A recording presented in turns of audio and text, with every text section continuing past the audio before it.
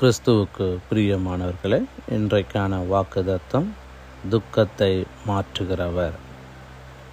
யோவான் 16:20. இயேசு கிறிஸ்து சொன்னார், நீங்கள் அழுது புலம்புவீர்கள், உலகமோ சந்தோஷப்படும். நீங்கள் துக்கப்படுவீர்கள், ஆனாலும் உங்கள் துக்கம் சந்தோஷமாக மாறும். அன்பானவர்களே, வேதத்தில் வனாந்திரத்தில் அலைந்து திரிந்த ஆகாரை கொண்டு வந்த அந்த துருத்தியில் தண்ணீர் தீர்ந்து போனது, அப்பமும் முடிந்து போனது. பிள்ளை தாகத்தாலே துடிக்கிறதே, என்ன செய்வது என்று கலங்கினாள்.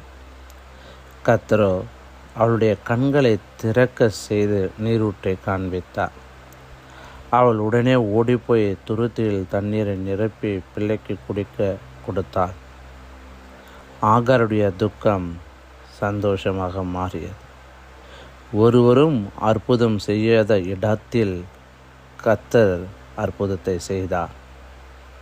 பிரியமானவர்களே, பிள்ளை இல்லாத அன்னாளின் கண்ணீர் ஜெபத்தை கர்த்தர் கேட்டார். சாமுவேலோடு இன்னும் 5 குழந்தைகளையும் கொடுத்தார். அன்னாளுடைய துக்கம் சந்தோஷமாய் மாறினது. அன்னாள் பாடி துதித்தாள். அவர் தாழ்த்துகிறவரும் உயர்த்துகிறவருமானவர்.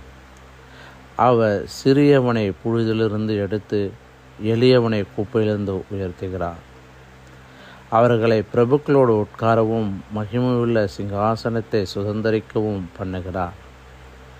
பூமியின் அஸ்திபாரங்கள் கர்த்தருடையவைகள், அவரே அவைகளின் மேல் பூச்சக்கரத்தை வைத்தார். அன்பானவர்களே, தாவீது தன் துயர நேரத்தில் தேவனை நோக்கி கதறினார். எனக்கு இரங்கும் கர்த்தாவே, நான் நெருக்கப்படுகிறேன். துக்கத்தினால் என் கண்ணும் என் ஆத்துமாவும் என் வயிறும் கூட கருகி போயிற்று என்று சங்கீதம் 31:9 வாசிக்கிறோம்.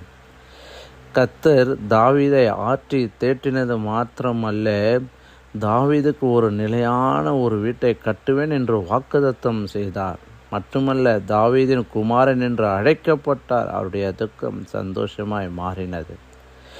தேவ பிள்ளைகளே, இன்றைக்கு எதனால் துக்கப்படுகிறீர்கள்? இழப்பினால் ஒரு துக்கம் சரி, வியாதினால் ஒரு துக்கமாக இருந்தாலும் சரி, சத்துருவினால் வரும் துக்கமாக இருந்தாலும் சரி, இன்றைக்கு கர்த்தர் உங்களுடைய துக்கத்தை சந்தோஷமாய் மாற்ற வல்லமை உள்ளவராய் இருக்கிறார். அவரே உங்களுக்கு ஆறுதல் செய்கிற தேவனாய் இருக்கிறார். கர்த்தர் தாமே உங்களை ஆசீர்வதிப்பாராக.